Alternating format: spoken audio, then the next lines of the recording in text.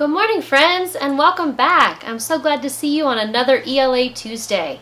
We've been doing a lot of work with all the books we've been reading.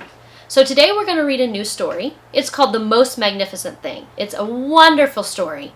And today when we're reading it, we want to pay close attention to our character's thoughts, actions, and words, because that's going to help us be able to describe our character. In our story today, our character has lots of problems that she has to fix. So we're going to look at how she responds to those problems to fix her problem at the end. So let's get started reading our story today. The Most Magnificent Thing by Ashley Spires.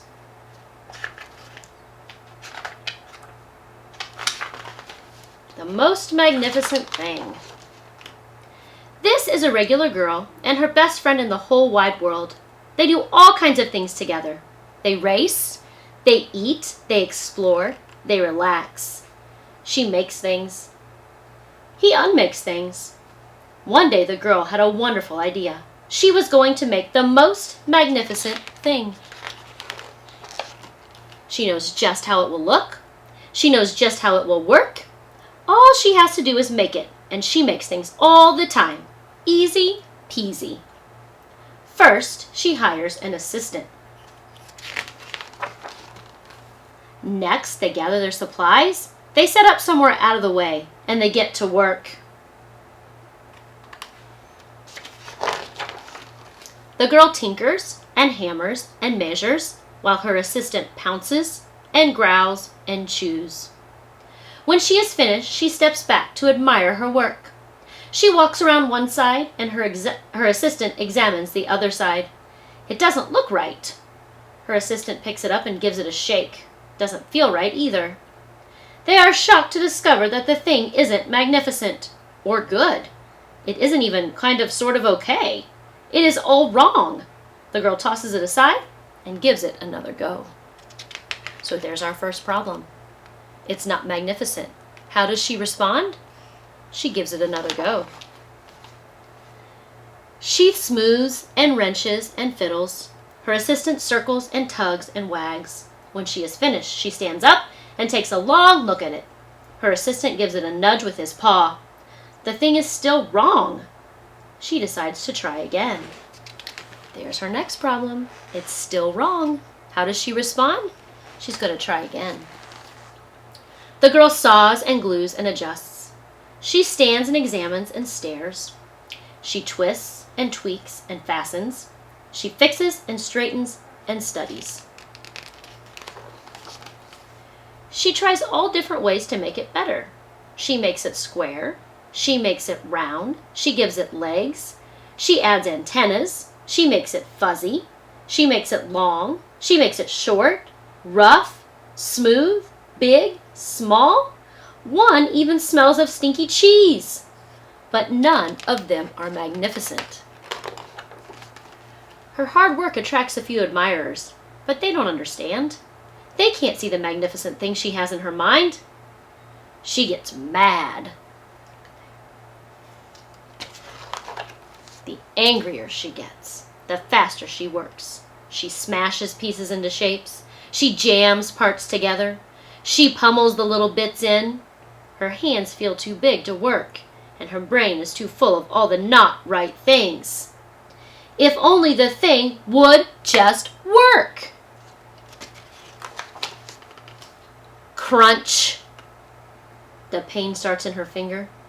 It rushes up to her brain, and she explodes. It is not her finest moment. Uh-oh, here's the big problem. Now she's angry. How does she respond? She explodes. I'm not good at this. I quit. Her assistant suggests a walk. It's not much help at first. But before long, she starts to feel different. Bit by bit, the mad gets pushed out of her head. As they stroll along, she comes across the first wrong thing she made. Ugh, the bad feelings are about to start all over again. But then she notices something surprising. there are some parts of the wrong things that are really quite right. The bolts on one, the shape of another, the wheel-to-seat ratio of the next. There are all sorts of parts that she likes. By the time she reaches the end of the trail, she finally knows how to make the most magnificent thing. She gets to work. She works carefully and slowly, tinkering, hammering, twisting, fiddling, gluing, painting. Her assistant makes sure there are no distractions. This is a perfect thing to ward off bears. It will stop that leak.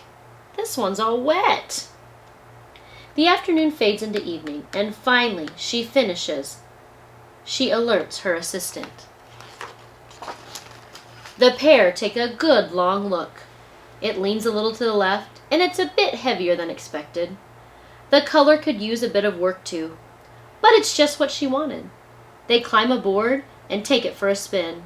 They are not disappointed. It really is the most magnificent thing. All right, so now let's take a minute and let's think about the character and how the character responded in the story. So at the beginning of our story, first she makes something and it's not right. She doesn't like it. So what does she do? She responds by trying again. She tries again, and she still doesn't like it. So she revises, and she tries again. And then, after that, she starts to get angry. Look at our illustrations here. She starts to get very angry. People are looking at her. And when she gets angry, then she smashes her finger. How does she respond to that? She explodes. But then her assistant takes her for a walk, and she kind of clears her head, and she feels better. And when she comes back, she starts to notice that she has all the right stuff for her magnificent thing. And she starts to work again. And in the end, she makes her most magnificent thing. So if we were going to describe our character, and we were going to give a word that describes our character, what could we say?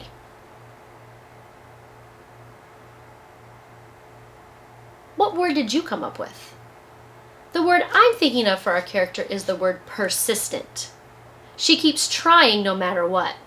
I think the little girl is persistent because she keeps revising and editing and changing her most magnificent thing until she finally figures it out and gets what she wants. So when you're reading books with your mom or your dad or your brothers or sisters or at school, I want you to be paying close attention to the character's thoughts, actions, and words, because those tell us a lot about our character, and we can start to put words to describe our character. I hope you enjoyed the book, and I'll see you again next week. Have a good week!